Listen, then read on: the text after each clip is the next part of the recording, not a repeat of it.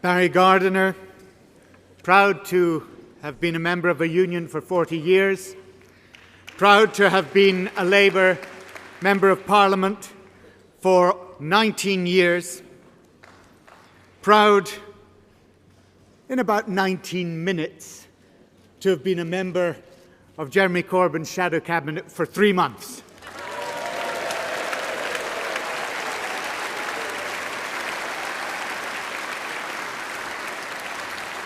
Conference, we are a proud trading nation, but leaving the EU will profoundly change how we trade. 45% of our exports, 53% of our imports are with the EU. And this level of trade comes with a balance of costs and benefits. The British people decided the current balance is wrong. They didn't, nor could they be expected to establish what the correct balance might be. That is the job that now government and parliament must determine. The trouble is, this government won't tell us how it wants to rebalance the system. Leave the EU. Take back sovereignty. That was what Captain Boris and First Mate Fox were shouting from that imaginary deck of the Royal Yacht Britannia. Now, they're denying you the right to know what sort of deal they're proposing about your future. It's one thing not to provide a running commentary. It's quite another to take a vow of Trappist silence. Surely you have the right to know what the red lines will be, because we know what they promised. Continued access to the single market, no more 350 million a week to Brussels, restricted immigration, and no more laws handed down from Europe. But they know they can't achieve all this. And they won't tell us what their priority is because they disagree amongst themselves.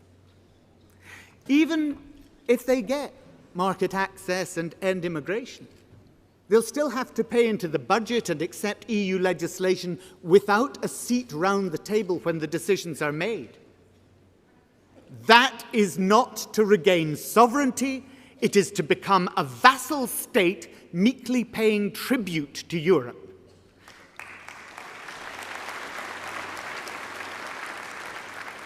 Conference, this is why we must set out what we want from our future trading relationships. Because British business needs clarity and certainty.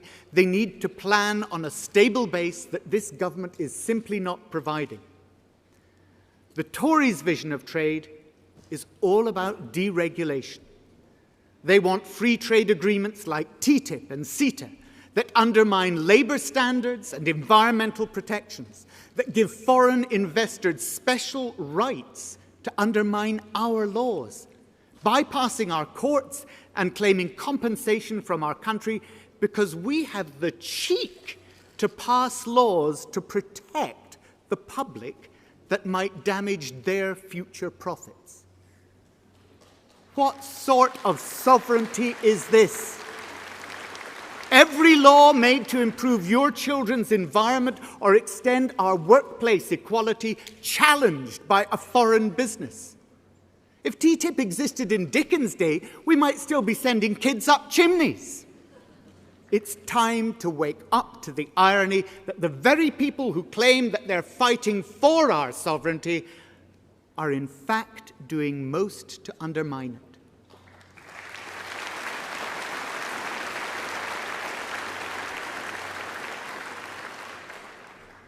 Conference, this government won't even let you see the text of TTIP.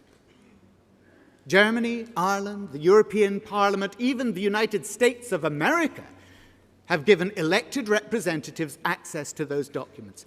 But this is how Tories conduct trade negotiations. Secret deals, behind closed doors, no parliamentary scrutiny, and no democratic control. This isn't sovereignty, it's the rule of the oligarchs.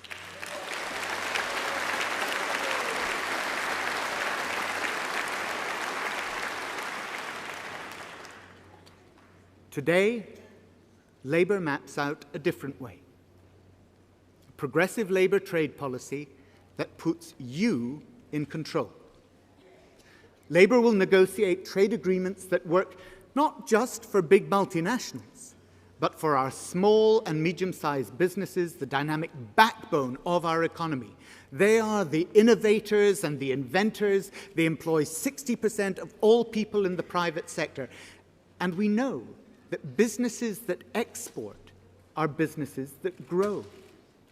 Under Labour, new trade deals will incorporate an obligation on all partner countries to create an SME access strategy stipulating industry contact points, regulatory support, market intelligence, and translation services.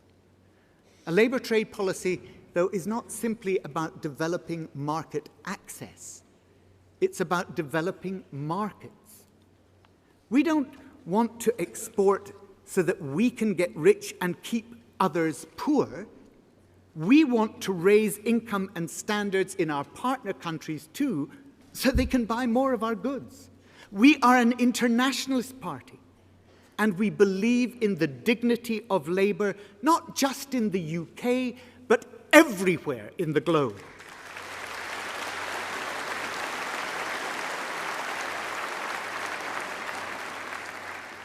So today I'm announcing an international partnership called Just Trading.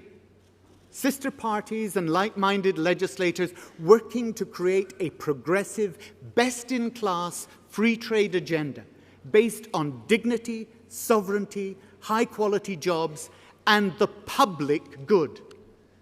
Just Trading will be exactly that, a community agreeing to trade deals based on just relationships and our shared values. And if anyone doubts our ability to galvanize such progress on the international stage, I ask them simply to look at the Paris Agreement on climate change. Labour's 2008 Climate Change Act is the international standard upon which the Paris Agreement is founded. But last week's leak to the Guardian newspaper shows that here too our government is negotiating the secret text of a Trade in Services Agreement, TISA, that would undermine our ability to tackle climate change. You know, the irony is this government doesn't need a secret deal to stop them progressing and to stop our progress to a low-carbon, high-skilled future. They've been managing very well without one. Last year, they cut support for solar, and their own figures show deployment has fallen by 93%, losing 12,000 jobs. They've walked away from onshore wind, they've attacked biomass tariffs without any consultation, scrapped 2 world-leading carbon capture and storage projects at the last minute. In fairness, not everything has been cut.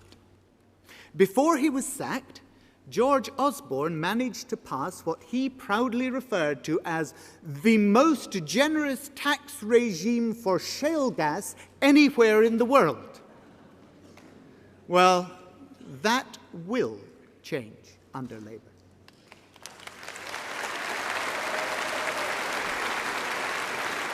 You see, there are technical problems with fracking, and they give rise to real environmental dangers, but technical problems can be overcome.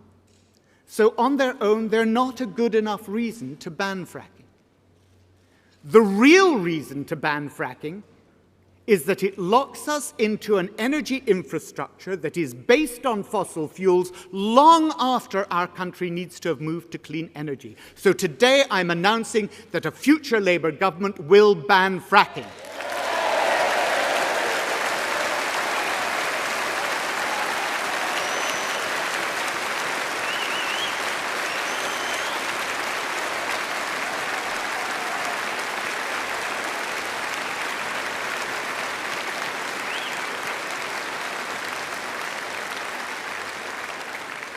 And we will consult with our colleagues in industry and the trade unions about the best way to transition our energy industry to create those vital jobs and apprenticeships which we are going to need for the UK's low-carbon future.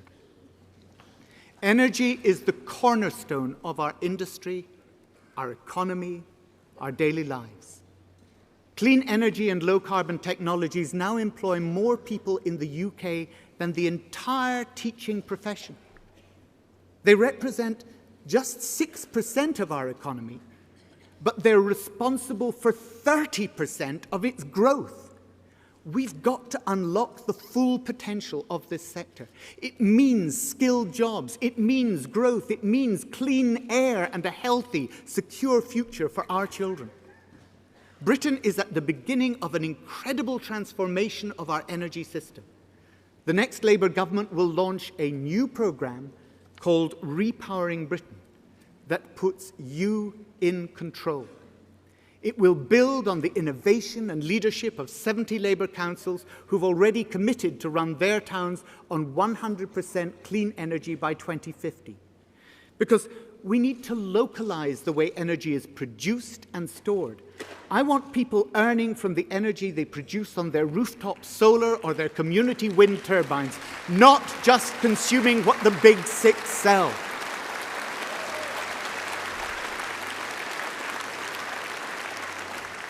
We need to create smart networks and local grids to make energy work to pay people rather than people working to pay their energy bills.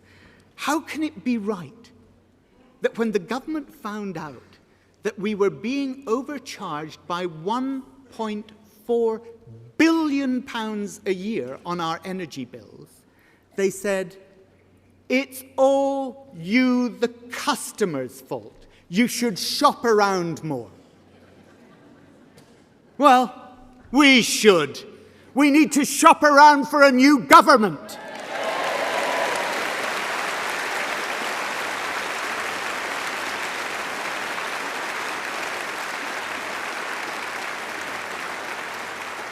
A new Labour government will legislate to force the energy companies to put you on their cheapest tariff and to tell you if you can get a better deal from any other company.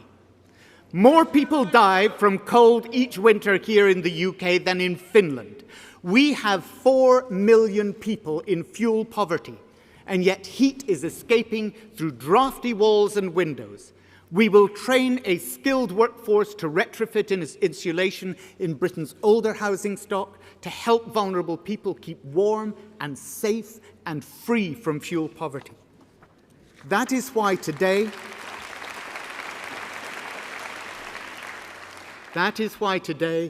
Clive Lewis and I are announcing that the next Labour government will roll out a Homes Fit for Heroes programme that will insulate the homes of our disabled veterans for free.